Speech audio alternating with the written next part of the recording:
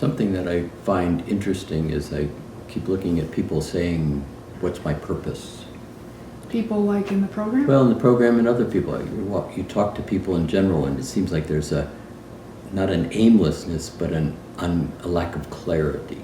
Like, what am I doing here? Yeah. Sometimes when you get really right down to the question of, what are you doing here? They say, I don't know. I don't know. Well, I'm watching a similar thing with the people in the programs, but I don't think it's unique to them. I think it's more of an age group delineation. It's like the baby boomers came to do a job, and maybe their job is complete, and they're handing it down to the next group, and they're taking that project and they're doing the next step with it. And then they're handing it to the next group, the millennials, and they have a purpose with this project. Does that make any sense? Oh yeah, that's really very clear. I mean, you think back historically and you look at people in the 1850s and the 1900s, and all of this is, every generation has a whole different thing. But one of the interesting things about this grouping, go back to about the end of the World War II, and you had this huge baby boom at that particular time. And that grouping has been creating changes ever since. You know, they came in anti-war, anti-environmental damage, all of those kind of things. And then that moved on. But one of the things that I find in a lot of the people in the program, there seems to be this question of, okay, I've held the image, I've been here, the dream, I've been here, and I don't feel like I've contributed. You know, I just feel like I've existed, waiting for. So what I watch in this process is there really are 3 or 4 different iterations of this. So in a way, the baby boomer group, that group from about 54 to 70 years old right now, they came to hold the dream. And what's the dream? The dream of a better world? Well, let's say this 5th dimensional reality that we talked about last week is this place of well-being and beauty and respect and dignity. And a lot of them are unclear about their contribution. But in fact, it's holding the dream. Well, they probably don't see the result of their dream. They look around and their dream is not manifest according to them. Well, and even worse, you look right now and the potential of the dream appears to be very threatened. Yeah. You look at how the world is unfolding. There's no beauty, obviously. There's no respect and dignity that is obvious in the interaction between people. But make no mistake, the shift of consciousness is very real. And the dream that they're holding is allowing this to happen.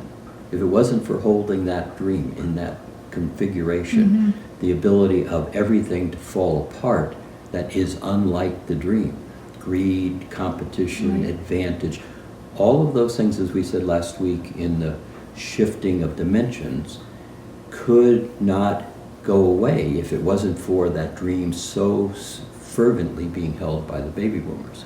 So then they have this dream of a better world, of community, and they're not seeing it happen. However, they're passing that dream down to the next group of... Well, yes, and they're holding it. Now, a lot of the baby boomers... Oh, they're holding their attention on it. Yeah, they're making it available for the next generation in terms of how people are defining them, that Gen X group. That Gen X group being about 35 to 50-ish years old. And now that's a whole interesting group in itself. So the baby boomers hold the dream. Many of them are engaged in manifesting the dream also.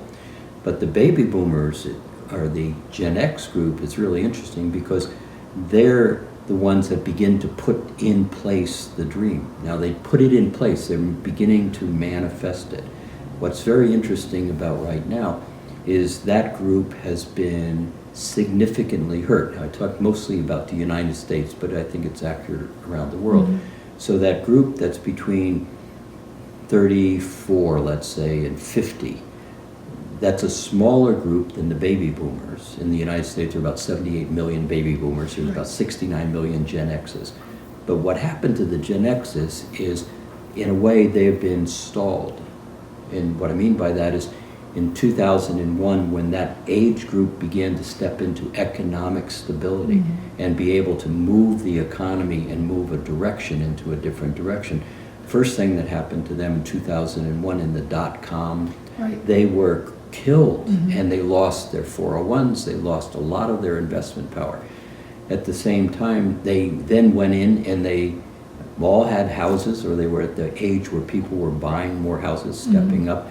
And then 2008 comes, and that whole housing crisis wipes that group out So significantly. they've been pretty beat up. So they've been extremely beat up, and you're seeing them. They're the ones who are angry, saying, "I'm not getting mine," All right.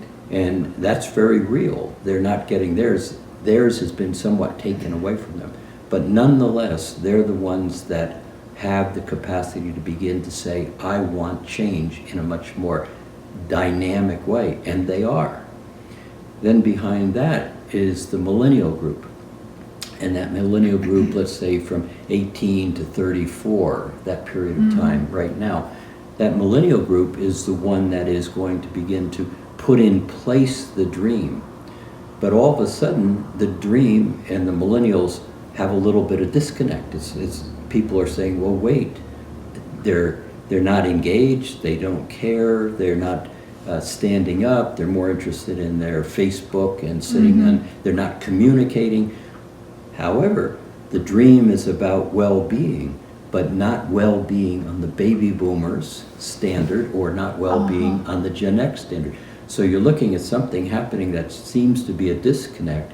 It is not a disconnect. Right, because what I'm noticing, the millennials that I know, just a handful, they stick to their desires. And their values. Yeah, their values. And it's like, for me, I was raised, you go out, you get a job, you stick with it for 20 years, and that's what you do. These guys, they're not going to sacrifice their belief for their job. No, and they're not necessarily being driven by the structure of the agreement. Yeah. The agreement is, you go, it's what you just said, you Right. go to work, you do this, you retire, and your American dream all over the world. That's not what's happening. Then you take, and they're now stepping into places where they're about to begin to create new realities. And they are, many of them. They're Yay. creating tremendous tech companies in different configurations. They're very aggressive positively at how they create what they want. And so that's the new generation. For the baby boomers like us, if you go back into the 60s, we were very adamant about well-being and equal rights and those kind of things. The dream. Yeah.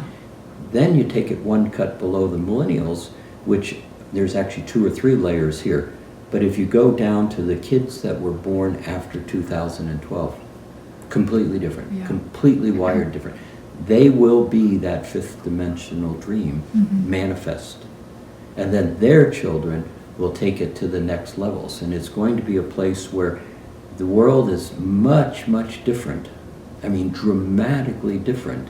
This whole new earth that's being created in 50 years from now, dramatically different. A lot of those things that you're not seeing is in countries, in the African countries, for example, and also many of the Asian countries. You're seeing that millennial and baby, young kids coming about. They're wired into this too. They just don't show up on the radar in the ways of making changes, but they will. Yeah, And very so good. you're watching something really dynamic unfolding, but we're right in the transition Right. of it. So the issue is it transition that you push against, or is it transformation that you direct by holding the dream and begin to manifesting it into that next grouping of people and believing it's possible? That's what you're watching. Very exciting. Very